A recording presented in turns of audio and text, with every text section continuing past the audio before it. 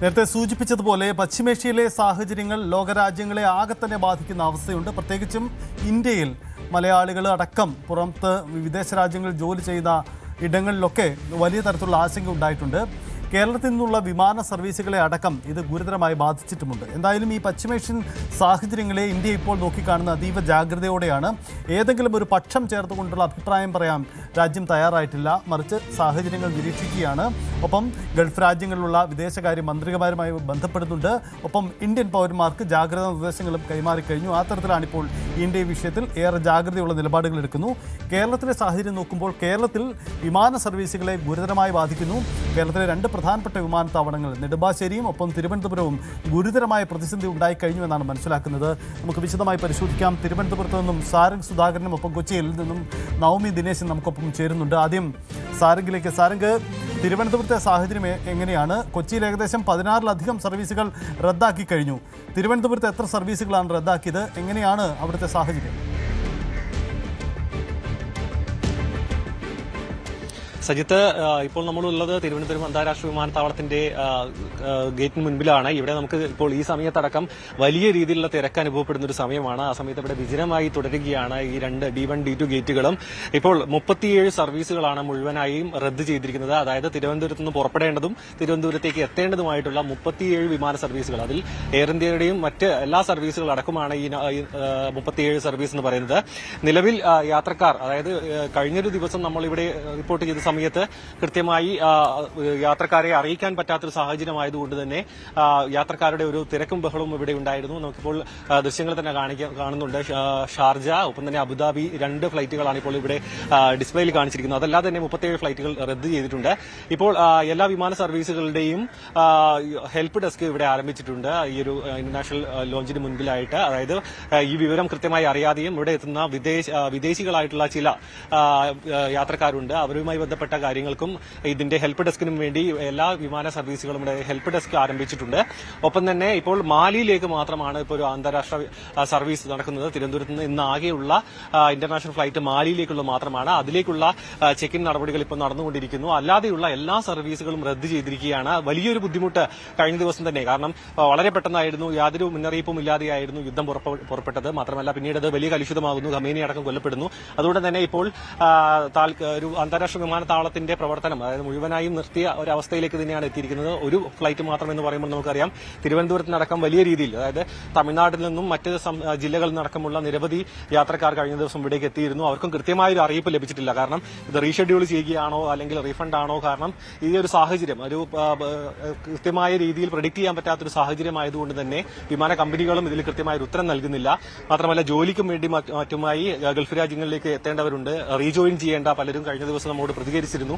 അവരെല്ലാം പ്രതികരിക്കുന്നത് ഈ ഒരു സാഹചര്യം, യുദ്ധ സാഹചര്യം അവരെയും കാര്യമായി ബാധിച്ചിരിക്കുന്നു. കാരണം പെട്ടെന്നുള്ളൊരു ഈ ഒരു യുദ്ധ സമാനമായ സാഹചര്യത്തിൽ തിരിച്ച് ഗൾഫ് രാജ്യങ്ങളിലേക്ക് എത്തുക എന്നത് വലിയൊരു ബുദ്ധിമുട്ടായി മാറിയിരിക്കുകയാണ്. നിലവിൽ സർവീസുകളൊന്നും തന്നെ ഇപ്പോൾ തിരുവനന്തപുരത്ത് നിന്ന് നടത്തുന്നില്ല. മറ്റ് രാജ്യങ്ങളിൽ, അതായത് ഗൾഫ് രാജ്യങ്ങളിലേക്കുള്ള 37 സർവീസുകളാണ് ഇപ്പോൾ റദ്ദ് ചെയ്തിരിക്കുന്നത്. മാലിയിലേക്കുള്ള വിമാന സർവീസ് മാത്രമാണ് ഇന്നുള്ളത്. ഞായറാഴ്ചയായിട്ട് പോലും ഈ ഒരു തിരുവനന്തപുരം അന്താരാഷ്ട്ര വിമാനത്താവളത്തിലെ കാഴ്ചകളാണ് നമ്മളിപ്പോൾ കണ്ടിരിക്കുന്നത്.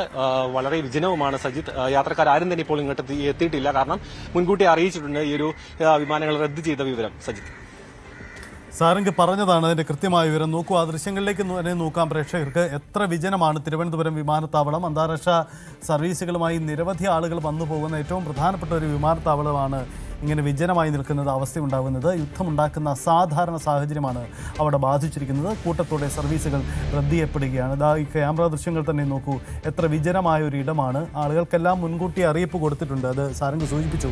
അതുകൊണ്ട് തന്നെയാണ് ആളുകൾ വിമാനത്താവളത്തിലേക്ക് വരുന്നില്ല. പക്ഷേ അവരുടെ എല്ലാം ഒരു ആലോചന ക്രമങ്ങൾക്കെല്ലാം താറുമാറായി നിൽക്കുകയാണ്. കാരണം ആശങ്കകൾ പലതരത്തിലുണ്ട്. ഒന്ന്, കൃത്യമായ ഇടവേളകളിൽ നാട്ടിൽ വിദേശങ്ങളിൽ ജോലി ചെയ്യുന്നവർ നാട്ടിൽ മടങ്ങിയെത്തിയവരാണ്, അവർക്ക് മടങ്ങിപ്പോവേണ്ടതുണ്ട്. ഒപ്പം തന്നെ വിദേശത്തെ ജോലിക്ക് പോവേണ്ടവരുണ്ട്. അങ്ങനെ കുടുങ്ങിക്കിടക്കുന്ന ആളുകൾ നിരവധിയായിട്ടുണ്ട് എന്നതാണ് സാഹചര്യം. നോക്കൂ, വിമാനത്താവളം, തിരുവനന്തപുരം വിമാനത്താവളത്തിൽ നിന്നുള്ള ദൃശ്യങ്ങൾ കാണൂ.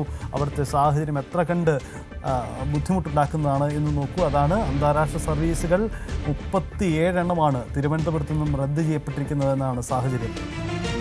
സാരംഗ് തുടരുന്നുണ്ട്. സാരംഗ്, ഒരു കാര്യം കൂടി, തിരുവനന്തപുരം വിമാനത്താവളത്തിലെ സാഹചര്യം ഇതാണ്. അതേസമയം ഇവിടേക്ക് എത്തേണ്ട സർവീസുകളും റദ്ദ് ചെയ്യപ്പെടുന്നുണ്ടല്ലോ. അപ്പോൾ അങ്ങനെ കുടുങ്ങിക്കിടക്കുന്ന ആളുകളും അവരുടെ ആശങ്കകളും നമുക്ക് ലഭ്യമാവുന്നുണ്ടോ? എത്ര കണ്ട് ബുദ്ധിമുട്ടുണ്ടാക്കുന്നുണ്ട് ആ സാഹചര്യം?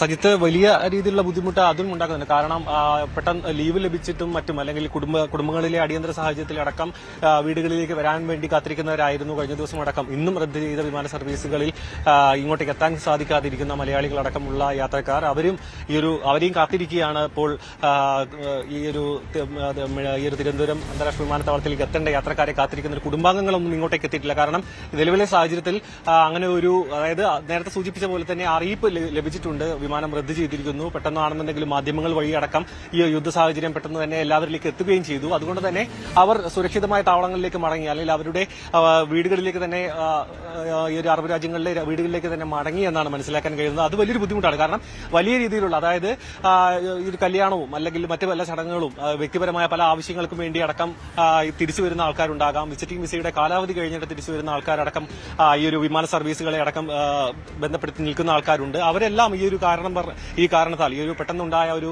യുദ്ധ സാഹചര്യം കാരണം ഈ ഒരു അറേബ്യൻ ഗൾഫ് മേഖലകളിൽ തന്നെ കുടുങ്ങിക്കിടക്കുന്ന ഒരു സാഹചര്യമാണുള്ളത്. അവരെന്തായാലും ഈ ഒരു സർവീസ് പുനരാരംഭിക്കുന്നത് വരെ ഇവിടുന്ന് അങ്ങോട്ടേക്കും അവിടുന്ന് ഇങ്ങോട്ടേക്കും യാത്രകൾ അത്രയും സുരക്ഷിതമല്ലാത്ത ഒരു സാഹചര്യമായതുകൊണ്ട് തന്നെയാണ് വിമാന സർവീസുകൾ റദ്ദ് ചെയ്തിരിക്കുന്നത്.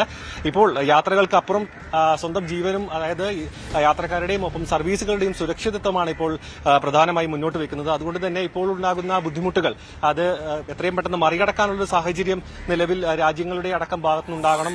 മാത്രമല്ല ഈ ഒരു മറ്റ് ഇടപെടലുകളും ഈ ഒരു യുദ്ധസമാനമായ സാഹചര്യത്തിൽ ഒരു തീരുമാനത്തിലേക്ക് വരികയാണെങ്കിൽ മാത്രമേ ഈ ഒരു സർവീസുകൾ പുനരാരംഭിക്കുകയുള്ളൂ. അങ്ങനെ ആണെങ്കിൽ മാത്രമേ ഉള്ളൂ മടങ്ങി വരാനുള്ളവരും ഇവിടെ നിന്ന് പുറപ്പെട്ടു പോകാനുള്ളവരും സുഗമമായി ഈ വിമാന സർവീസുകളെ ബന്ധപ്പെടുത്തിക്കൊണ്ട് മുന്നോട്ട് പോകാൻ കഴിയുള്ളൂ. സജിത്, അതാണ് സാഹചര്യം. എന്തായാലും സാരംഗ് സൂചിപ്പിച്ചതുപോലെ ഈ വിദേശങ്ങളിലും കുടുങ്ങിക്കിടക്കുന്ന നിരവധി ആളുകളുണ്ട്. അവരുടെ ദൃശ്യങ്ങളൊക്കെ നേരത്തെ തന്നെ പുറത്തു വന്നിരുന്നു.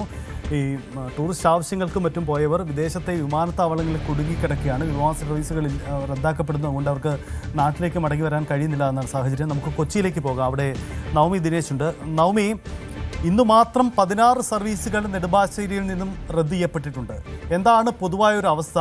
ഇപ്പോൾ തിരുവനന്തപുരത്ത് കണ്ടതുപോലെ സാഹചര്യം തന്നെയാണോ കൊച്ചിയിലും ഉണ്ടാവുന്നത്?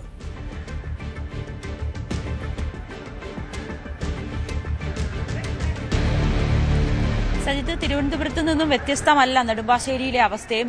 ഈ സമയത്തൊക്കെ എത്രമാത്രം ആളുകൾ തിങ്ങി നിറയേണ്ട ഒരു സ്ഥലമാണ്. വിജനമായി കിടക്കുന്നു. മറ്റ് ഇടങ്ങളിലേക്ക് പോകുന്നവർ മാത്രമാണ്. ഏറ്റവും കൂടുതൽ ഗൾഫ് രാജ്യങ്ങളിലേക്ക് ഏറ്റവും കൂടുതൽ ഫ്ലൈറ്റ് ഉള്ളത് നെടുമ്പാശ്ശേരി വിമാനത്താവളത്തിൽ നിന്നാണ്. അവിടുത്തെ അവസ്ഥയാണിപ്പോൾ. ഏകദേശം വിജനമായി തന്നെയാണ് കിടക്കുന്നത്. പലരും ആശങ്കയോടുകൂടി നിൽക്കുന്നവരുണ്ട്. മറ്റേതെങ്കിലും ഫ്ലൈറ്റ് ഉണ്ടാകുമോ, റീഷെഡ്യൂൾ ചെയ്തവർക്ക് പോകാൻ കഴിയുമോ എന്നുള്ളൊരു ആശങ്കയിൽ ഇവിടെ നിൽക്കുന്നവരുമുണ്ട്. 16 വിമാനങ്ങളാണ് റദ്ദാക്കിയിരിക്കുന്നത്. Dubai, Salalah, Doha, Abu Dhabi, Kuwait എന്നിവിടങ്ങളിലുള്ള വിമാനമാണ് റദ്ദാക്കിയിരിക്കുന്നത്. 11:30 സൗദി എയറിന്റെ ജിദ്ദ വിമാനം ഷെഡ്യൂൾ ചെയ്തിട്ടുണ്ട്. അതിൽ പോകാൻ കഴിയുമെന്ന് വിശ്വസിച്ച് നിൽക്കുന്ന പലരും ഉണ്ട്. ഇവിടെ പലരൊക്കെ അകത്തേക്ക് കയറിയിട്ടുണ്ട്. അധികൃതർ അവരെ നമുക്ക് നോക്കാം, ഏതെങ്കിലും ഫ്ലൈറ്റ് ഉണ്ടോ എന്ന് നോക്കിയ ശേഷം അവരെ 11:30 ഫ്ലൈറ്റിലേക്ക് പോകാൻ കഴിയുമെന്ന പ്രതീക്ഷയിൽ നിൽക്കുന്നുണ്ട്. നമുക്ക് ഈ ബോർഡിലേക്കൊന്ന് നോക്കാം. അതിലേക്ക് ജിദ്ദ വിമാനം 11:30, അത് പ്രീ ബോർഡിംഗ് ആണ്. ഇപ്പോൾ Sharjah, Doha, Kuwait, Abu Dhabi, Jeddah, Doha എന്നിവിടങ്ങളിലെ എല്ലാ ഫ്ലൈറ്റുകളെല്ലാം തന്നെ ക്യാൻസൽ ചെയ്തിട്ടുണ്ട്. മാലി, ദുബായ്, ഷാർജ ഉള്ളിടത്തേക്കാണ് ഉള്ളത്. മസ്കറ്റിലേക്കുള്ളതും ക്യാൻസൽ ചെയ്തിട്ടുണ്ട്. അതാണ് അവസ്ഥ. ഇവിടെ ആളുകളൊക്കെ വലിയ പരിഭ്രാന്തരായിട്ടൊക്കെ നിൽക്കുന്നുണ്ട്. കുറച്ചുപേര് അകത്തേക്ക് കയറി. നമ്മൾ രാവിലെ ഇവിടെ വന്ന് ആളുകളോടൊക്കെ സംസാരിച്ചിരുന്നു. അവരുടെ ഒരു ആശങ്കയൊക്കെ അവർ പങ്കുവച്ചിരുന്നു. ഇന്നലെ തന്നെ ദോഹ വിമാനത്തിൽ കയറി ഉച്ചയ്ക്ക് 2:30 അവർ കയറി. പക്ഷേ അവിടുത്തെ സാഹചര്യം മോശമാണ്. ഫ്ലൈറ്റ് ഇറക്കാൻ പറ്റില്ല എന്നറിഞ്ഞതുകൊണ്ട് അല്പസമയം ഇവർ ഇങ്ങനെ കറങ്ങിയതിന് ശേഷമാണ് തിരിച്ച് വീണ്ടും ഇങ്ങോട്ടേക്ക് തന്നെ നെടുമ്പാശ്ശേരിയിലേക്ക് തന്നെ വരേണ്ട ഒരു സാഹചര്യമുണ്ടായി. അവരോട് ഇന്ന് പുലർച്ചെ വരാൻ പറഞ്ഞു. 6 മണി മുതൽ ഇവരെ ഇവിടെ കാത്തു നിന്നവരുമൊക്കെ ഉണ്ടായിരുന്നു. അതിനുശേഷം അല്പസമയം ഒരു 10 മണിയോട് കൂടിയാണ് അവർ അകത്തേക്ക് കയറിയത്. അവരോട് അധികൃതർ വന്നു. കൂടുതൽ വാർത്തകൾക്ക് news 18 Keralam YouTube channel subscribe ചെയ്യുക.